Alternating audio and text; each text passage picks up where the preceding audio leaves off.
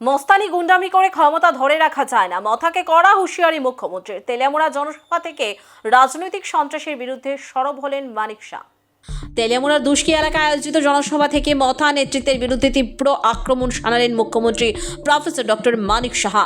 মহারানীপুর তেলিয়ামুড়া কেন্দ্রের প্রার্থী বিল্লু জমাতি এবং মান্দাই পুলিনগর আসনের প্রার্থী রাজেশ দাভরমার সমর্থনে এই সভা অনুষ্ঠিত হয়। মুখ্যমন্ত্রীর অভিযোগ, মথা একদিকে শান্তির কথা বললেও অন্যদিকে রাজনৈতিক সন্ত্রাসের মাধ্যমে মানুষকে ভয় দেখাচ্ছে। তার দাবি, এ ধরনের আচরণ জনগণ কোনোভাবেই মেনে নেবে না। পাশাপাশি তিনি বলেন, মস্তানি গুন্ডাবাজি করে ক্ষমতায় থাকা যায় না।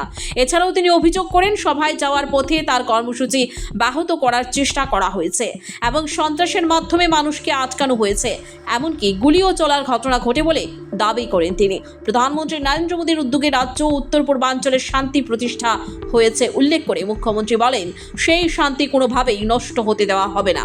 বিজেপির জয় নিশ্চিত বলেও দাবি করেন তিনি। এই জনসভায় উপস্থিত ছিলেন বিজেপি এসটি মোর্চার সর্বভারতীয় সভাপতি সমীর ওরাং, জনজাতি কল্যাণ মন্ত্রী বিকাশ দাবরমা, বিধানসভার মুখ্য সচেতক কল্যাণী রায় সাহা, বিধায়ক পিনাকি দাস চৌধুরী সহ অন্যান্য নেতৃত্বরা। মথার আর মাথা নেই ঠিক জায়গায়। আমাদের আজকে অনেক লোক আসার চেষ্টা করেছে, কিন্তু তাদের আসতে দেওয়া হয়নি। সেখানে গাড়ির মধ্যে ঢিল ইত্যাদি ছোড়া হয়েছে। শুধু তাই নয়, ফায়ারিংও করা হয়েছে বন্ধুগণ। তার ফটো আমার কাছে এসছে। মাননীয় প্রধানমন্ত্রীজি বলছেন, সবকা সাথ সবকা বিকাশ আর বিশ্বাস, আর তার প্রয়াস। কিছুই তো নেই, মাল মশলা তো পেটে কিছুই নেই। কি আছে? খালি থামসা থামসা থামসা, সাম্প্রদায়িক সুশ্রী, আর কিচ্ছু নেই, আর কোনো কিছু নেই। এটাই পুঁজি করে ভাবছে আগামী দিন এডিসি দখল করবে, মুখ্যমন্ত্রী হয়ে যাবে। সারাক্ষণ ধরে এই চিন্তায় আছে এবং বিভিন্ন স্বপ্ন দেখছেন।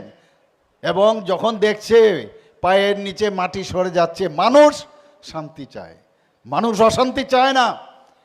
এখানে যে আমার ছোট ছোট মেয়েরা আছেন, বোনেরা আছেন, এদেরকে যদি আমরা মনে করি তারা দুর্বল, তাহলে মূর্খের স্বর্গে বাস করতে। যখন তাদের আওয়াজ বেরোবে এই ধরনের অপকর্মের বিরুদ্ধে, তখন পালিয়েও টের পাবে না বন্ধুগণ। আমি এতটুকু বলতে পারি, মানুষ চায় এখানে শান্তি।